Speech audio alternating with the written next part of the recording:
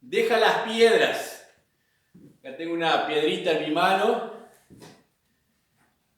y no creo que les guste a ninguno que tenga que tirarle esta piedra, pero en tiempos bíblicos era una práctica común el arrojar este tipo de piedras y lapidar o dar muerte a las personas a través de las piedras.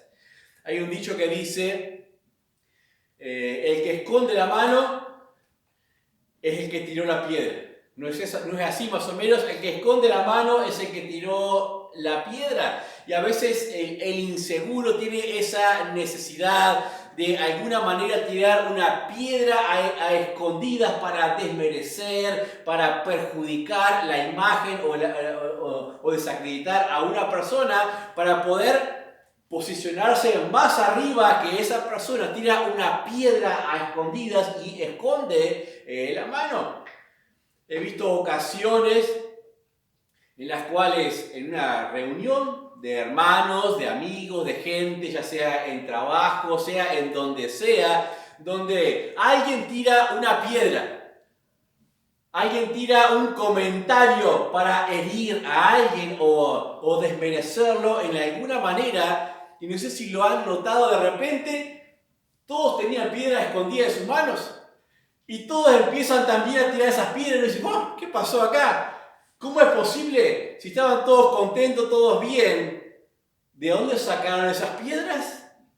Tenían piedras en sus manos prontas para usar, pero escondidas allí. Y esto lo he visto en círculos de hermanos de iglesias, en círculos de cristianos. ¿Cómo es posible que nosotros andemos con piedras en nuestras manos? Porque esto es una herramienta que usará el diablo y nos tentará para usarlas en ese tumulto, en ese conjunto de gente reunida. Si llevamos piedras en nuestra mano es porque esperamos la oportunidad para usarla, pero esperamos que otro tire primero. Y después todos tiran esas piedras allí a la vez. Cuando hablo de piedras, justamente hablo de ese tipo de cosas en las cuales uno no busca en amor el bien del otro, sino en alguna manera desahogarse con otro, dañar a otra persona, o cuando está siendo dañado, colaborar en el daño sobre esa otra persona, infligiendo más daño todavía. ¿Por qué llevamos piedras? ¿Por qué llevamos esas cosas escondidas contra otros, esperando el momento oportuno para arrojarlas? Nos ponemos en esa posición a veces de juez y de verdugo contra nuestros propios hermanos. Si algo no es de nuestro agrado, lo guardamos, sonreímos tal vez. Eso es la hipocresía. Entonces, cuando alguien más lo manifiesta, genera una reacción en cadena y todos comienzan a manifestar lo que ya tenían dentro. Capaz que después al rato dicen, ¿para qué dije eso? Porque en realidad el problema era que ya tenías la piedra escondida en tu mano. Entonces la ocasión te llevó a largarla. Mejor, deja las piedras. Deja las piedras fuera del alcance de tu mano. Hay un par de ocasiones que les voy a leer, no sé nuestro texto, pero por ejemplo en Hechos capítulo 14, versículos 18 y 19,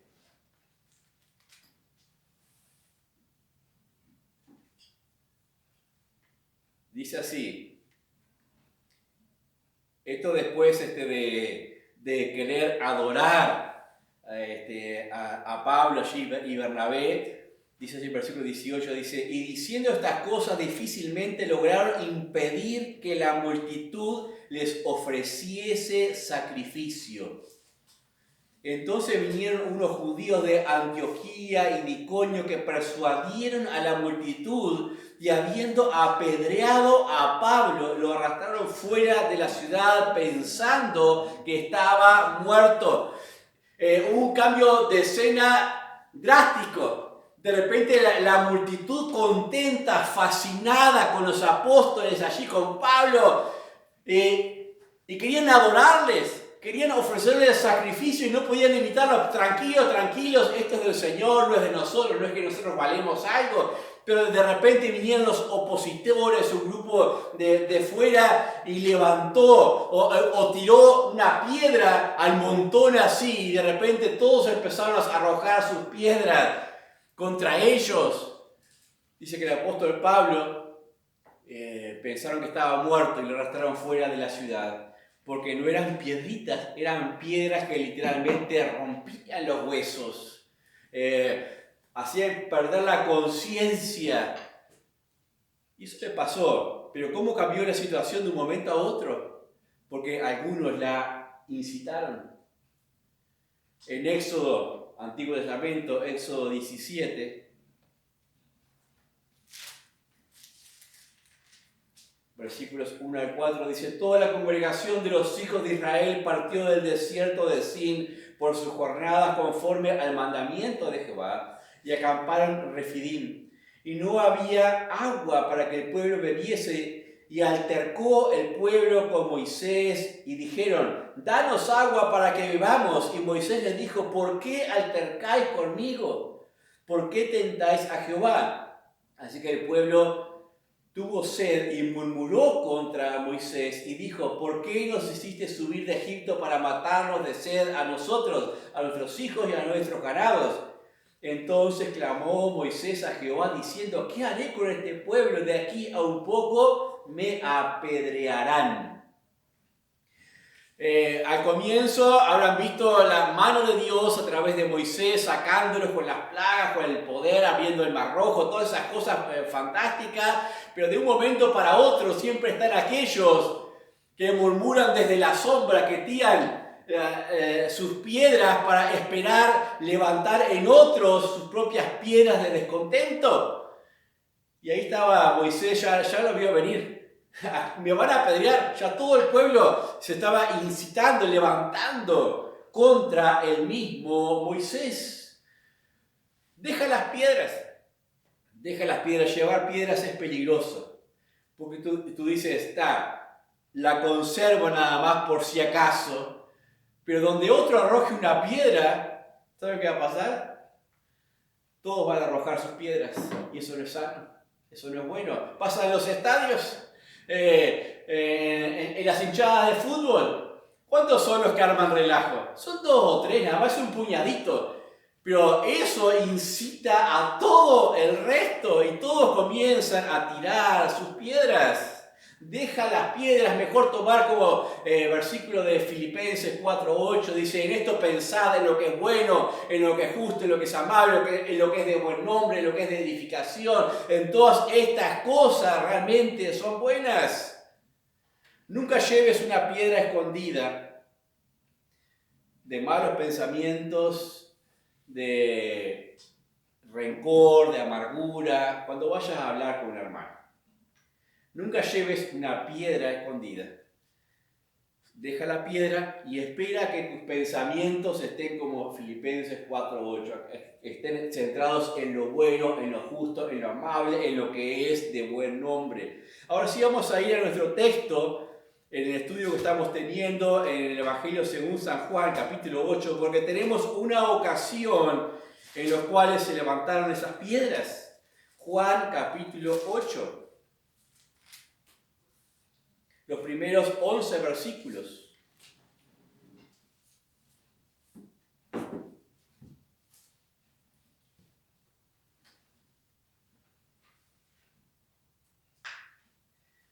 Busquen Juan capítulo 8, versículos 1 al 11.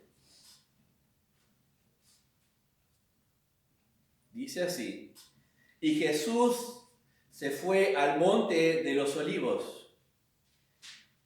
Y por la mañana volvió al templo y todo el pueblo vino a él, y sentado él les enseñaba. Entonces los escribas y los fariseos le trajeron una mujer sorprendida en adulterio. Poniéndola en medio, le dijeron: Maestro, esta mujer ha sido sorprendida en el acto mismo del adulterio, y en la ley nos mandó Moisés apedrear a tales mujeres. Tú pues, ¿qué dices? Mas estos decían tentándole: para poder acusarle, pero Jesús, inclinado hacia el suelo, escribía en tierra con el dedo, y como insistieran en preguntarle, se enderezó y les dijo: el que de vosotros esté sin pecado, sea el primero en arrojar la piedra contra ella. E inclinándose de nuevo hacia el suelo, siguió escribiendo en tierra. Pero ellos, al oír esto, acusados por su conciencia, salían uno a uno, comenzando desde los más viejos hasta los postreros. Y quedó solo Jesús y la mujer que estaba en medio. Y enderezándose Jesús, no viendo a nadie sino a la mujer, le dijo: mujer, ¿dónde están los que te acusan? ¿Ninguno te condenó? Ella dijo: ninguno, Señor. Entonces Jesús le dijo: ni yo te condeno, vete y no peques más. Deja las piedras. Aquí tenemos la imagen, una imagen conmovedora. Los escribas, los fariseos, aquellos líderes religiosos con sus vestiduras, con sus trajes preciosos, arrastrando a prepos a una mujer que se le vino el mundo abajo en ese momento, lleno de desprecio, lleno de humillación. No había ninguna esperanza para aquella mujer. Había sido culpada de adulterio y encontrada en el mismo acto del adulterio. Humanamente no encontraría un abogado capaz de librarle de esa situación. Era imposible. Era imposible. ¿Quién de los presentes iba a levantar su mano por ella para socorrerle por compasión? Ninguno se atrevería después de que aquellos líderes le trajeran allí, porque según la ley de Moisés, ¿saben qué decía?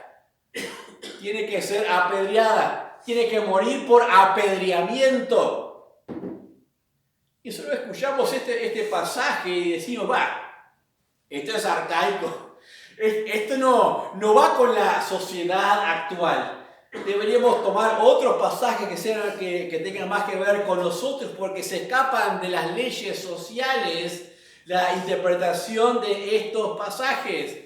Yo digo: cuidado con llamarle bueno a lo que el mundo llama bueno y llamarle malo a lo que el mundo llama malo, porque Dios es el mismo siempre. Y será muy interesante ver qué es lo que dijo el Señor Jesucristo en relación a esta ocasión. De acuerdo, por ejemplo, a la Misná, que es el código judío de las leyes para regularse entre ellos.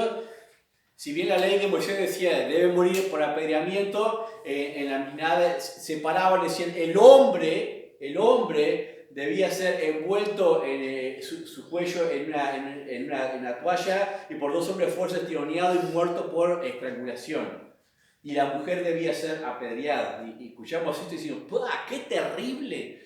¡Qué terrible eran las leyes realmente! Y miramos, por ejemplo, no desmarquen ahí en Juan 8, pero en Levítico 20:10, Levíticos 20:10, dice: si un hombre cometiere adulterio con la mujer de su prójimo, el adúltero y la adúltera indefectiblemente serán muertos. O sea, no hay ningún tipo de apelación ni forma de escapar a esto. Según la ley, los dos debían ser muertos. Dice Deuteronomio 17:5.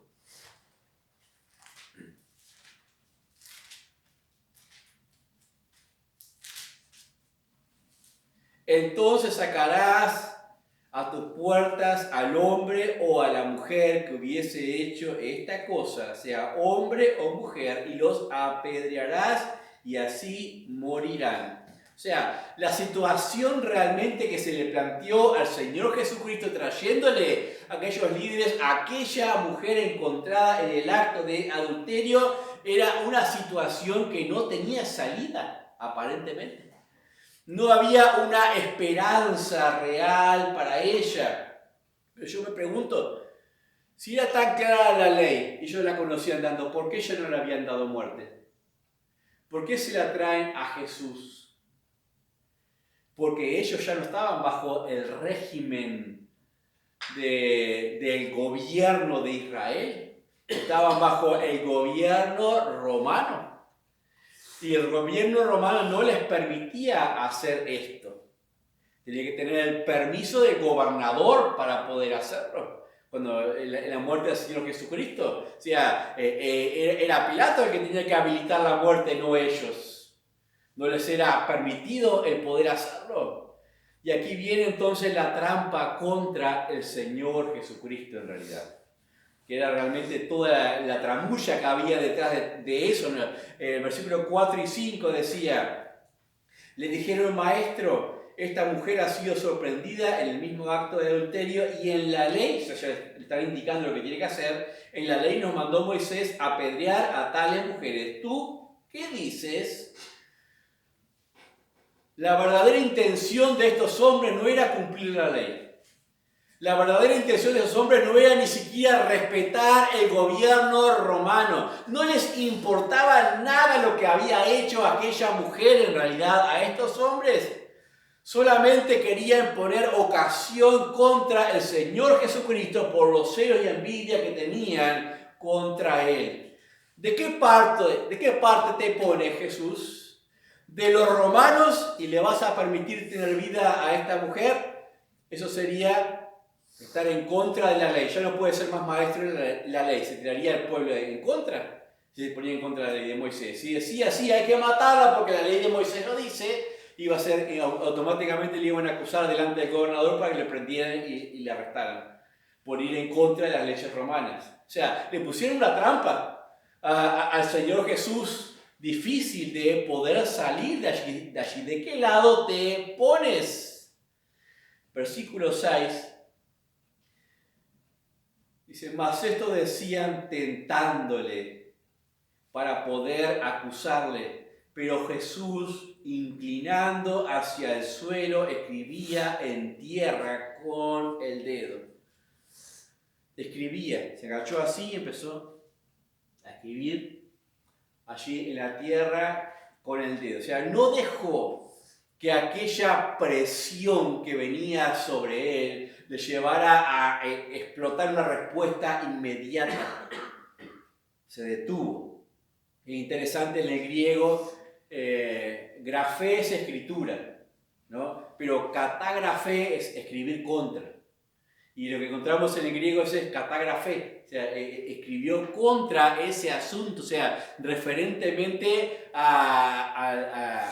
contra ellos. No se sabe qué escribió, o sea, bueno, no lo dice en la escritura en ninguna parte, ¿no?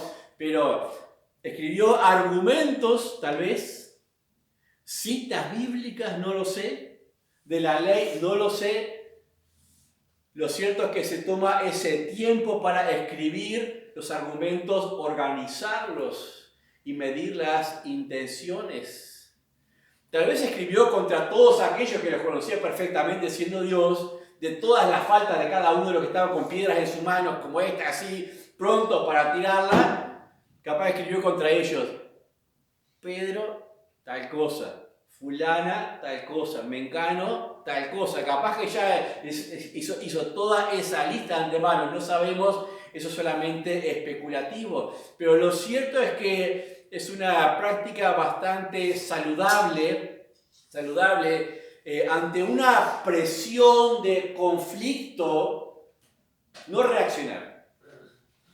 Ante una presión de conflicto, a veces es mejor agachar la cabeza y tomarse el tiempo para buscar los argumentos de la palabra de Dios y reflexionar en las intenciones. ¿Cuáles eran las intenciones de aquellos que le traían a la mujer? No era el bien de la mujer, ni de la ley, ni respetar al gobierno. Era contra él. O sea, analiza cuál es la intención del corazón. Versículo 7 dice, y como insistieran en preguntarle, se enderezó y les dijo, el que de vosotros esté sin pecado, sea el primero en arrojar la piedra. Solo hacía falta que uno agarrara la piedra y la arrojara y automáticamente la reacción en cadena se desataría. todos arrojarían sus piedras sin ya pensarlo. Pero llama a analizarse el Señor, a cada uno de ellos. ¿No? ¿Quién está libre de pecado? Y la palabra dice que se empezaron desde los más viejos hacia los más jóvenes, se empezaron a retirar. ¿A retirar? A retirar. ¿Por qué es eso? Que la misma autoridad de la presencia del Señor Jesús, de su palabra, de su juicio, es irresistible. Si Él dice que esté libre de pecado, esa palabra de Él llega a los corazones y a las conciencias de aquellos que estaban parados allí, y ninguno puede mentirse a sí mismo. Ninguno puede engañar, yo estoy bien, y tirar aquella piedra porque estaba el Señor Jesús allí presente. Y no tuvo que decirle más entonces, y cada uno encontró su propia culpabilidad. Porque la ley dice también, creo que no estaban haciendo referencia a ellos, que el que ofende en un punto de la ley se hace culpable de todos los puntos. Tal vez ellos no estaban incumpliendo ese punto, sí, del adulterio, capaz que no, pero sin duda había otros puntos que sí estaban incumpliendo. Y si querían ser tan celosos de la ley, bueno, también son culpables. También son culpables. Versículo 9 al 11 dice, pero ellos al oír esto, acusados por su conciencia, salían uno a uno, comenzando desde los más viejos hasta los postreros, y quedó solo Jesús y la mujer que estaba en medio. Dice, y enderezándose Jesús y no viendo a nadie sino a la mujer, le dijo, mujer, ¿dónde están los que te acusaban? ¿Ninguno te condenó? Ella dijo, ninguno, Señor.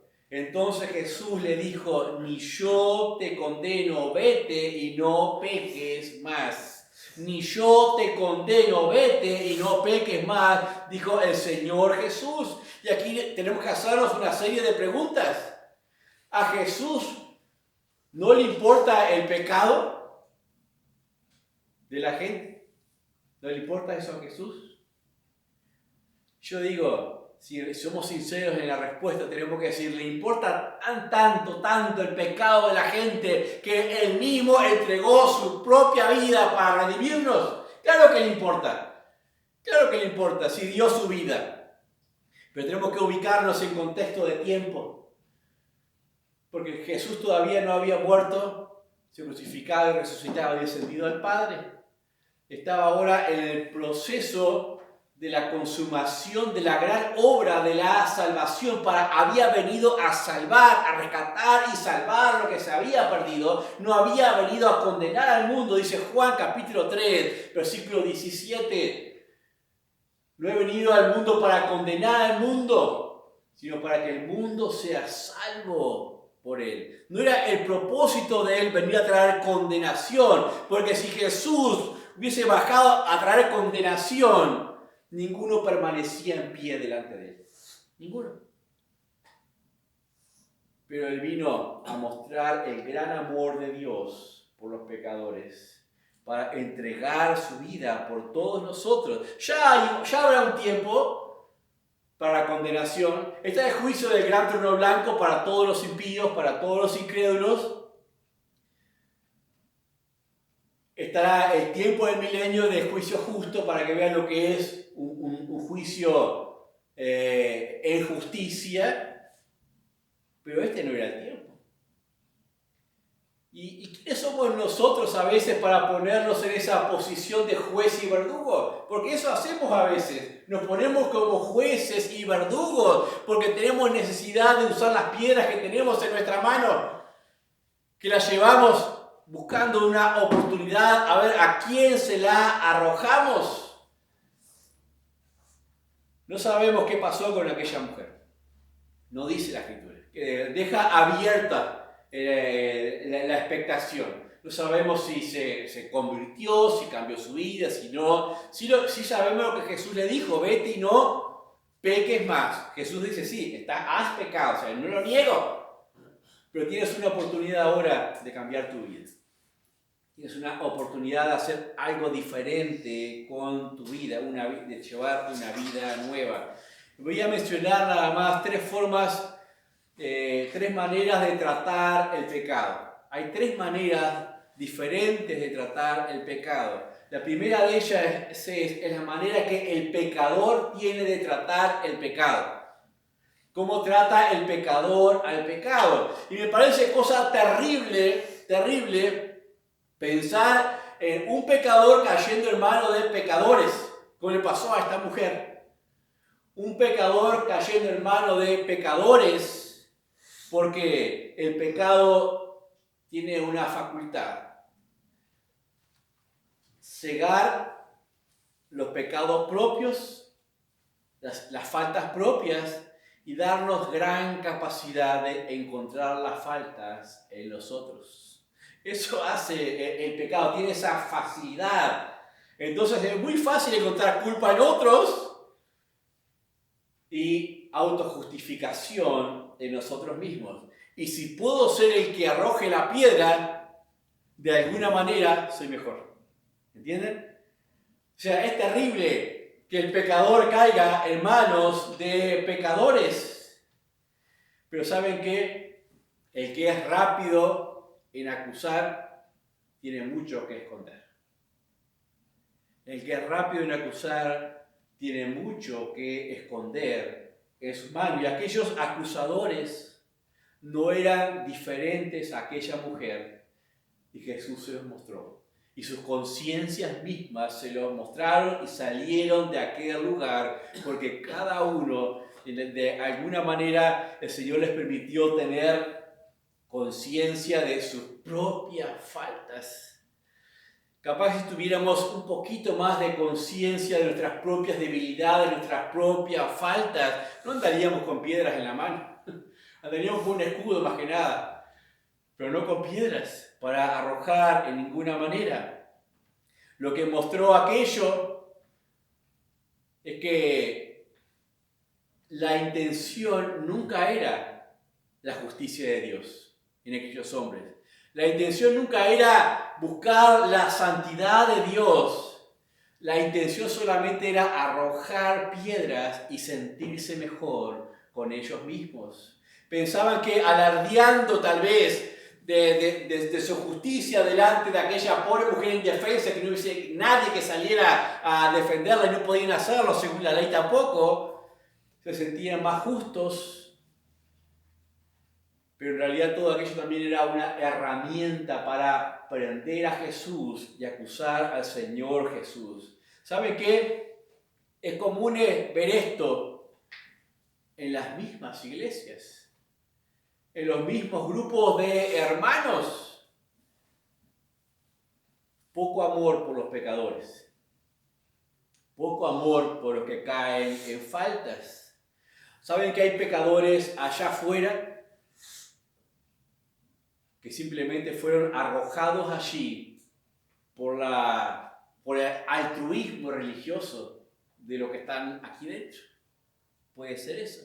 Hay pecadores allá afuera que no han resistido las piedras de los creyentes, de los cristianos, que se las arrojan. Tal vez miradas ansiosas, tal vez prejuicios. Cuando se asoma algún rasgo de pecado, enseguida la piedra, a ver quién la arroja primero. Si alguien la arrojó, todos comienzan a arrojar esas piedras. Esas piedras, cuando digo piedras, me refiero justamente a cosas que causan daño. A veces juicios, conversaciones, murmuraciones a espaldas, que simplemente buscan estimular. A veces la murmuración por espalda contra otro busca estimularle a él para que sea él el que vaya y le arroje la piedra. Así después yo salto sin casi nada que ver y también le arrojo y aprovecho la ocasión. Eso lo he visto muchas veces. Las malas conversaciones corrompen las buenas costumbres. Las malas conversaciones corrompen las costumbres. A veces, ¿saben dónde se dan las malas conversaciones? En los hogares, con los más cercanos. No arrojen piedras o no junten piedras en su mano contra hermanos, contra otros en sus propios hogares y después llenen sus bolsillos de esas piedras esperando la ocasión para para dañarle en alguna manera. Todos son culpables, pero no son más culpables que nosotros mismos. Porque delante de Dios todos somos igualmente culpables, por cuanto todos pecaron, ¿no? Entonces en primer lugar, la manera que el pecador tiene de tratar al pecador es esa. En segundo lugar, la manera que la ley trata al pecador. La ley de Antiguo Testamentaria trata al pecador. ¿Qué decía Moisés? Moisés mandó matar. Moisés mandó apedrear a los dos. Tienen que morir irremisiblemente. La ley cumplía una doble función. La primera función de la ley era revelar la necesidad de la salvación. Revelar la necesidad de la salvación es como el espejo que muestra mis imperfecciones. El espejo que muestra mis faltas, mis pecados. Eso era lo que hacía justamente la ley. Eso Romanos 3:10 dice, no hay justo ni aún uno. Cuando los judíos intentaban justificarse delante de los romanos, los gentiles, que somos más justos que ellos, en la gran argumentación que hace ahí en los primeros capítulos el apóstol Pablo en Romanos capítulo 3:10 termina diciendo, no hay justo ni aún uno. Después dice, por cuanto todos pecaron y están destituidos de la gloria de Dios. Entonces, la ley sirve en primer lugar para revelar la necesidad. Y en segundo lugar, la ley muestra el dolor y el castigo justo por el pecado. Cuando el Antiguo Testamento habla de muerte, expulsión, todo ese tipo de cosas, está realmente revelando lo que realmente merece el pecado. O sea, la necesidad y lo que merece frente a la ley. Frente a la ley ningún pecador tiene esperanza. Por eso Jesús vino y cumplió toda la ley por nosotros. Y hoy, por la gracia de Dios, somos salvos, no por guardar la ley, sino por medio de la fe. Y en tercer lugar, para terminar, la manera en que Cristo trata al pecador. La manera en que Cristo trata al pecador. Volviendo a aquella escena allí de Juan capítulo 8, dice, aquella cabeza imagínense la multitud allí, aquella gente alborotada, trayendo a la mujer atrás que está, hay que apedrearla porque la ley dice, ¿qué dices tú? ¿Qué vas a hacer? Esto agacha la cabeza, empieza a escribir en tierra. Él prefiere no mirarles. Y creo que esta posición de su cuerpo me dice mucho de la manera en que Jesús trata al pecador y trató a aquellos pecadores. Realmente eso era compasión. Porque si los miraba como que tenía que mirarlos, quedan todos muertos allí. Simplemente aleja su mirada de ellos y empieza a escribir en tierra. ¿Saben que nada puede inquietar la compasión y el amor del Señor Jesucristo por los pecadores? Nada le apresura a Él a condenarlos, porque Él no vino a condenarlos, sino a darnos la vida eterna a todo aquel que cree en Él.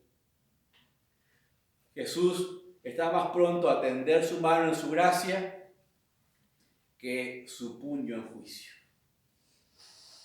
Eso es el corazón del Señor Jesucristo. El Señor es lento para la ira y es grande en misericordia.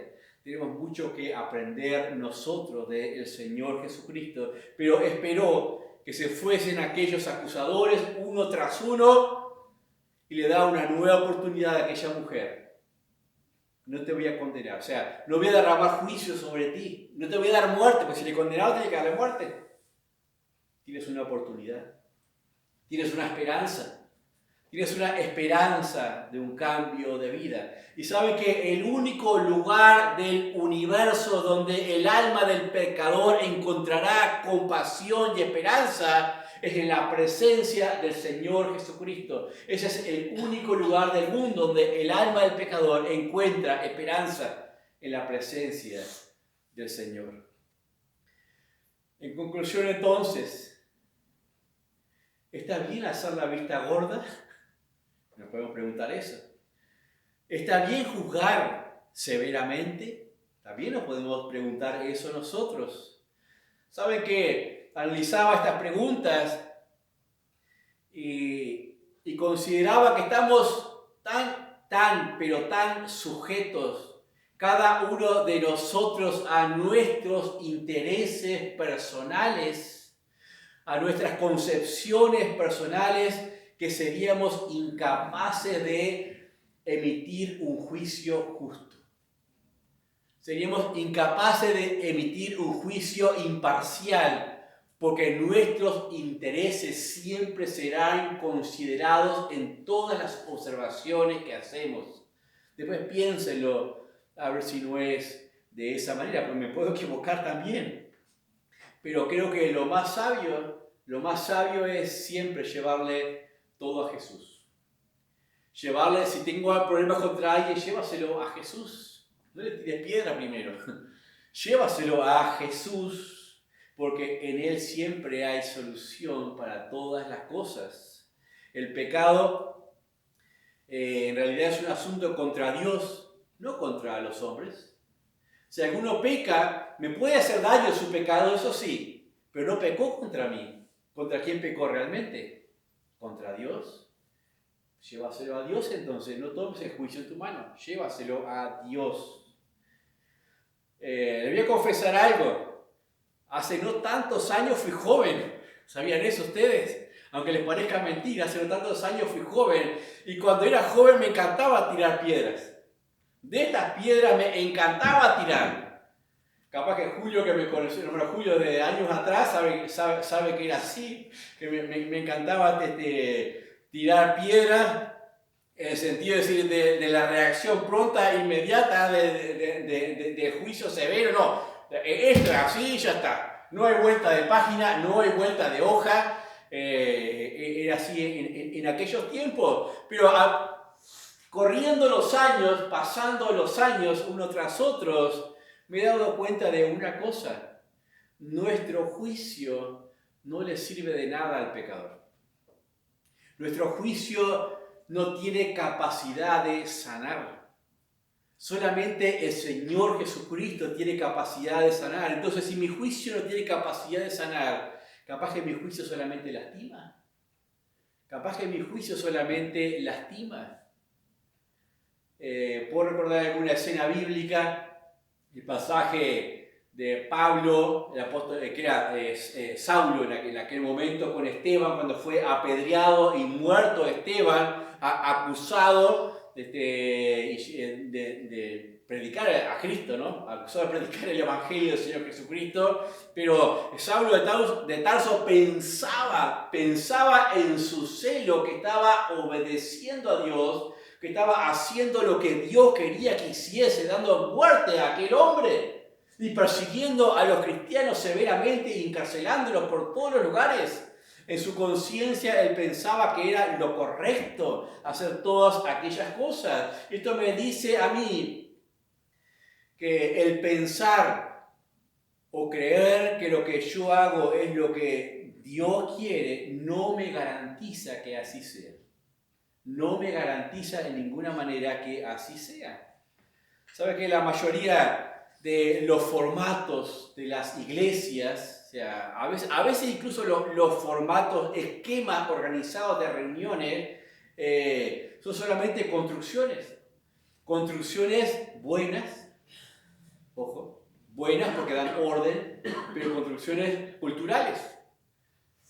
Porque esto de sentarnos por lo de pie o lo que sea, por ejemplo, en una selva, donde solamente no hay sillas, no hay bancos, no hay himnarios, no hay pantalla, Nada de la formato que aplicamos acá se podría utilizar en ninguna manera, solamente estaba en rama, en el piso, incómodo, con lluvia, con barro, con lo que sea. Y eso no quita que no pueda hacerse una reunión bíblica y buena delante de Dios, porque lo central tiene que ser siempre la palabra de Dios y Él dirigiendo todas las cosas. No, pero yo no le voy a ir a tirar piedras a un hermano porque vaya a su iglesia y diga, pero predicó sin corbata. Se mete una piedra diciéndole, es un impuro. Es lo que sea, o es aquello, o es lo otro. Una cosa es, si la norma de ese lugar es esa, está bien. Si la norma de este lugar es otra, me sujeto a las normas, simplemente porque son construcciones necesarias de los lugares, de las culturas y de las ocasiones nada más. Pero que no me guste no significa que esté mal. Que no me guste no significa que tenga que agarrar una piedra. Porque a veces si yo arrojo esa piedra, ¿sabe qué va a pasar? Otros van a arrojar piedras. Otros van a arrojar otras piedras también. Entonces, como consejo, en primer lugar, en una situación así de apremio, de decisión, escribe. Jesús se cayó, escribió, escribe. ¿Qué escribo? ¿Qué tengo que escribir allí? Bueno, escribe argumentos. Escribe lo que la palabra de Dios dice. Escribe lo que estás de acuerdo, lo que estás de desacuerdo y llévelo rendido a la palabra de Dios. En segundo lugar, reflexiona. Escribe, reflexiona en la intención. ¿Cuál era la intención de aquellos hombres en querer apedrear a aquella mujer? No era su celo por Dios, ni por la ley, ni por guardar la ley romana. Era poner una trampa a Jesús. Había envidias en sus corazones. Entonces la intención no era buena, no era celo por Dios, era celo por la razón que les movía, nada más. Si yo logro en cualquier situación hacer estas dos cosas, me voy a librar capaz que del 90% de los errores. No digo el 100, pero el 90% me voy a librar. Si encuentras algo contra el hermano y ves que realmente el hermano se está alejando de las escrituras, ¿qué debo hacer? Debo esconder la piedra en el bolsillo, llegar a la reunión, se la tiro y esconde la mano. Y espero que otros tiren la piedra porque yo sé que otros también lo están pensando, lo están viendo. O dejo la piedra en mi casa, oro por el hermano, voy, hablo con él a solas y le digo, mira hermano, estás mal. Esto lo tengo en mi corazón, estoy orando por ti, pero esta situación no es buena. Tienes que cambiar esto, aquello y lo otro. Y oras con el hermano. ¿Cuál es más saludable? Esa, ¿no? Deja las piedras. Deja las piedras en tu caso. No tires piedras en público porque otros van a tirar también. Y eso no va a ser saludable. Hay un verso del Pericón. ¿A quién le gustaba el Pericón? ¿Algunos recuerdan los versitos esos que se decían uno a otro? Hay uno que decía, a ver si lo pueden terminar. No me tires con piedritas que me vas a lastimar. Con un besito que me vas a enamorar. Decía así el verso del Pericón, ¿no? Ese lo he cambiado, yo lo he modificado un poquito. No me tires con piedritas que me vas a condenar.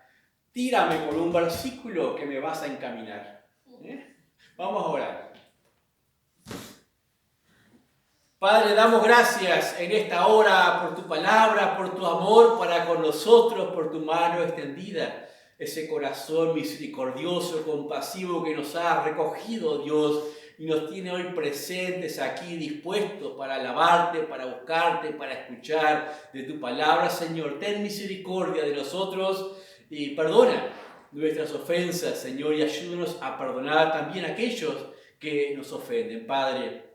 Padre, guárdanos del maligno, guárdanos de las trampas, de las acechanzas que Él tiene para con nosotros y permítenos ser de edificación, tener, Padre, una sana reflexión en tu palabra para buscarte, para engrandecer tu santo nombre, Dios. Te lo pedimos en el santo nombre de Jesús. Amén.